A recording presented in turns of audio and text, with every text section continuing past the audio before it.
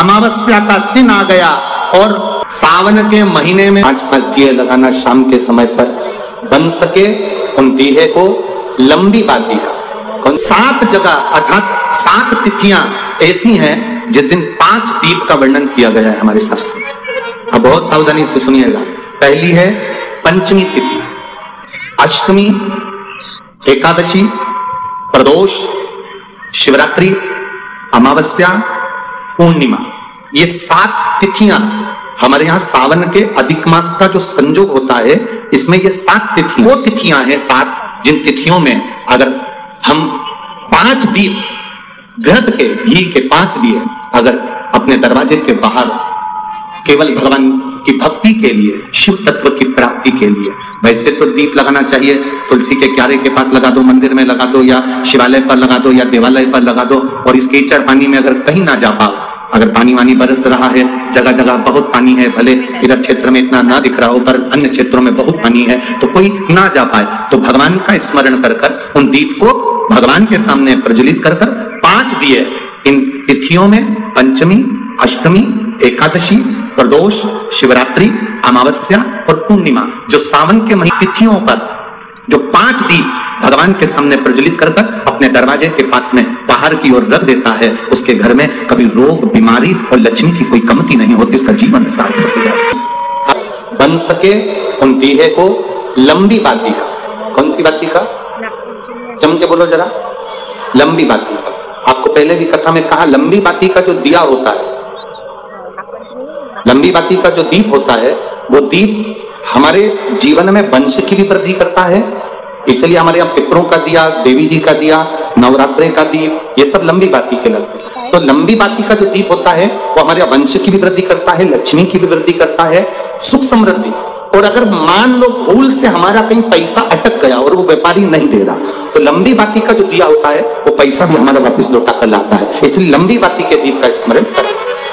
अब कई लोग कहते हैं गुरु जी पंचमी हम 2 लें, 2 पंचमी आएगी, 2 एकादशी का वर्णन आ जावे, तो हम कौन सी? तो यहाँ एक भी अगर आप कर रहे हो 7 तिथियों में एक भी, अगर ये नहीं कर पाओ तो अगली कर लो, अगली नहीं कर पाओ तो ये स्मरण में रहकर तब तक उनका पीछे ही नहीं छूट रहा हो, तो शिव महापुराण, विष्णु पुराण और स्कंद पुराण में जो पुरुषोत्तम कथाओं का वर्णन किया गया है, शाम के समय घी का दिया नदी के घाट पर, तालाब पर, कुएं पर। शहरों में अगर नदी तालाब नहीं है तो आपके घर में जो मटका है, हंडा है, शहर वालों, गांव में अगर नदी तालाब हो, अपने शहर में हो तो वहां लगाओ। और अगर नदी तालाब नहीं हो तो पानी का जो हंडा मटका रसोई घर में होता है, अमावस्या के दिन शाम को वहां भी दिया लगा सकते हो। अगर नहीं है नदी तालाब, बावड़ी, कुआं, तो अगर है तो वहां जाओ, नहीं हो तो वहां लगाओ। जब भगवान के मंदिर में दिया लगाते हैं, दीप प्रज्वलित करते हैं, तो दिया परमात्मा के लिए नहीं लगाते। जब हम दीप प्रज्वलित करते हैं तो जैसे ही मंदिर में प्रकाश होता है, वैसे ही हमारी जिंदगी में चारों तरफ। मंदिर में अगर दिया लगाने जा रहे हो, बाती लगाई है आपने मंदिर के अंदर, तो कुछ देर बैठिए, कुछ देर स्मरण करिए। हमारे यहां तो यहां तक कहा गया है कि किसी मुर्दे को अगर जलाया भी जाता है तो कपाल क्रिया तक रुकना पड़ता है कि थोड़ा रुकिए, कोई पीछे से आकर कुछ करना आ जाए। दीप जलाने थोड़ी देर रुकिए। और दीप का भी नियम है हमारा, दीप का भी नियम है। दिए में जो फूल बत्ती लगती है, गोल बत्ती लगती है, गोल वाली, ये बत्ती हमेशा कोई विष्णु भगवान की पूजन कर रहे हो, शिव जी की पूजन कर रहे हो, कोई अन्य देवता का अगर आप स्मरण कर रहे हो तो गोल बत्ती लगाई जाती है। भगवान के मंदिर में पूजन कर रहे हो तो गोल बत्ती लगाओ। कहते हैं सियोर वाले महाराज जी बताते हैं 1 पुष्प चढ़ा, सियोर वाले महाराज कहते हैं 2 लोटा जल चढ़ा, सियोर वाले महाराज कहते हैं 5 काली मिर्ची चढ़ा, सियोर वाले महाराज कहते हैं इतना सा गन्ने का रस लेकर तुलसी के क्यारे में डाल दो, इतना सा ये भाग लेकर भगवान का पूजन कर दो, तिल्ली का ये भाग ले लो, तो गेहूं के 11 दाने ले लो, 21 दाने ले लो। ये एक एक चीज का वर्णन कहां से है? ये हमारे पुराणों में सब लिखा है कि 10 पुष्प चढ़ाने का फल ये हुआ कि 9 रथ निकलने के बाद 10वां रथ निकला और उस पे जो बालक आया उसका नाम दशरथ हुआ, वो राजा अज को प्राप्त हुआ।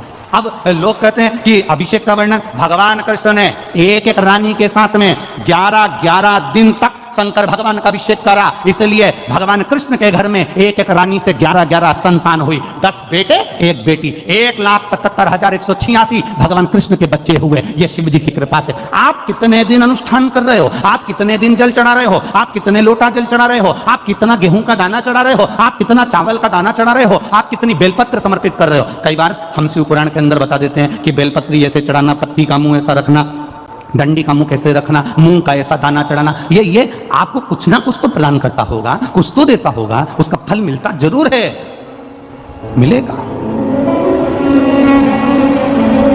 रावण को अहंकार था, लंकाधिपति रावण को अभिमान, अयोध्या का राज्य मेरा होना चाहिए। रावण पहुंच गया अयोध्या का राज्य पाने के लिए, ललकारने के लिए राजा अच को, अयोध्या के राजा अच को ललकारने के लिए हवाएं लगाई। द्वारपालों ने कहा वो शिव जी की पूजन कर रहे हैं, शिव की पूजन कर रहे हैं। हाँ, रावण को लगा कि सारे पृथ्वी का राज्य मेरा हो गया, सारे देवताओं का राज्य मेरा हो गया, केवल अयोध्या मेरी नहीं हो पा रही है। इसमें ऐसी राजा आज पूजन कौन सी करता है कि अयोध्या पे मैं विजय प्राप्त नहीं कर पा रहा हूं।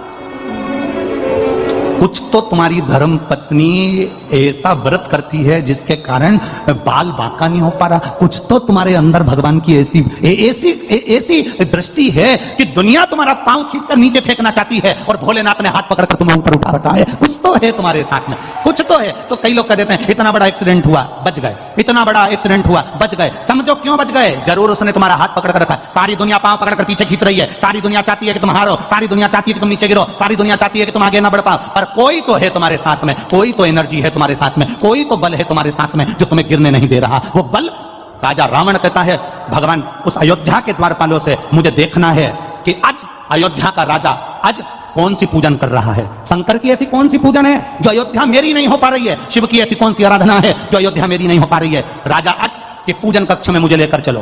द्वारपाल राजा आज जिस जगह पर शंकर जी को 10 पुष्प समर्पित करते थे उस जगह पर लेकर रावण को खड़ा कर दिया। रावण देख रहे थे, राजा अज ने त्रिपुंड लगा रखा है, 12 तिलक कर रखे हैं। राजा अज हाथ जोड़कर भगवान की पूजन कर रहा था। एक एक पुष्प राजा अज शिव जी को समर्पित कर रहा था। कभी गौरा रानी की जगह पर, कभी अशोक सुंदरी की जगह पर, कभी गणेश जी की जगह पर, कभी षडानंद कार्तिकेय जी की जगह पर, कभी उस जया विषहरा शामरी बारी दौतली देव का स्मरण कर कर शिव पर जल चढ़ाते हुए पुष्प चढ़ा रहे थे राजा अज। अब राजा अज फूल चढ़ाते चढ़ाते राजा अज ने तुरंत हाथ में अंजलि में जल लिया और जल लेकर आंख बंद कर कर राजा अज ने वो जल पीछे फेंक दिया। रावण विद्वान था, बहुत बड़ा विद्वान था रावण। रावण ने विचार करा हमारा सनातन धर्म, हमारे हिंदू धर्म में तो अंजलि में जल लेकर आगे छोड़ा जाता है। ये राजा की बुद्धि को क्या हो गया, इसने जल लेकर पीछे फेंक दिया। हमारे सनातन हिंदू धर्म में रावण लंकाधिपति सोच रहा है कि हमारे सनातन धर्म में, हमारे हिंदू धर्म में अंजलि में लिया हुआ जल सामने छोड़ा जाता है, आगे छोड़ा जाता है, पर राजा अज ने वो जल तो पीछे पटक दिया, हाथ में लेकर पीछे छोड़ दिया। अब रावण को हंसी आ गई, ठाका लगाया लंका के राजा रावण ने। अपने आप को इतना बड़ा विद्वान बनता है आज, जिसको पूजन करना तक नहीं आता, जिसको जल चढ़ाना तक नहीं आता, वो जल पीछे पटक दिया। अरे किसी विद्वान को अपने पास में बिठाना था, वो तुम्हें बता देता कि जल कैसे चढ़ाना चाहिए। किसी पढ़े लिखे को बिठाते अपने पास में, वो तुम्हें समझा देता कि जल कैसे चढ़ाना है, कैसा नियम करना है, कैसी पूजन करना है। कोई विद्वान को अपने पास में बिठाते, वो समझा देता तुमको। राजा रावण को हंसी आ गई और हंसी आते से ही राजा अज का ध्यान रावण पर चले गया। लंका का राजा रावण आज खड़े होकर बोले, आज लंका का राजा मेरे दरवाजे पर अयोध्या में कैसे आना हुआ? रावण कहते हैं कि मैं आया तो तुमको युद्ध के लिए ललकारने था, पर हमारा सनातन धर्म हिंदू धर्म में हाथ की अंजलि में जल लेकर सामने छोड़ा जाता है, पर तुम तो ना जाने कौन सा विधान लेके आए कि पानी को तुमने पीछे फेंक दिया। ये तुमने करा क्या? इतने में राजा अज ने कहा, मैंने पानी पीछे इसलिए फेंका, मैं जब पूजन कर रहा था 9वें नंबर का पुष्प मैंने समर्पित करा था और मेरे कानों में गौ माता की आवाज मेरे कानों में रंभाने की सुनाई देने लगी। यहां से 42 किलोमीटर की दूरी पर जंगल में एक शेर एक गाय को खाने वाला था। गाय ने मुझे पुकारा, नगर का राजा संभालो, राजन संभालो, गाय रंभाई। मैंने जल उठाकर पीछे फेंक दिया। रावण कहने लगा तुम्हारे पूजन में पीछे फेंके हुए जल से होगा क्या? राजा अज ने कहा वो जल शेर को मार दिया होगा, गाय को बचा लिया होगा। रावण कहता है पानी से शेर मरता है? पानी से शेर मरता है? राजा अज ने कहा मेरे भोलेनाथ जी का जो पानी है ना, ये कोई साधारण नहीं है, शेर भी मरा होगा, जाओ जरा देख कर आओ। रावण राजा अज से मिला नहीं, बात नहीं करी, तुरंत रथ उठाया रावण ने, 42 किलोमीटर दूर वन में पहुंचा और वन में जाकर क्या देखता है? एक गाय घास चर रही थी, उसके पास में हजारों बाणों से रमा हुआ शेर पड़ा हुआ था। राजा रावण की आंख से आंसू बह गए, आंख से आंसू बह गए और रावण तुरंत वापिस राजा अज के पास आया कि ये जल पीछे फेंका और वो बाण बनकर शेर को लग गए, ये जल था कौन सा? तब बाबा राजा अज ने कहा ये जल साधारण नहीं, शंकर की पूजन में जो जल चढ़ता है वो ना जाने कितने बाणों के बराबर हो जाता है और जीव की रक्षा कर लेता है।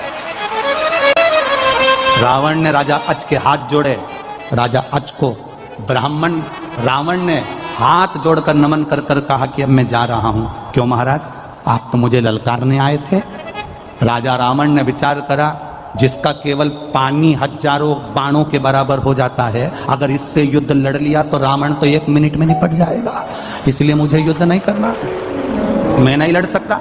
लंका का राजा रावण वापिस चले गया, लंका का राजा रावण वापिस गया और रावण जब वापिस गया तब राजा अज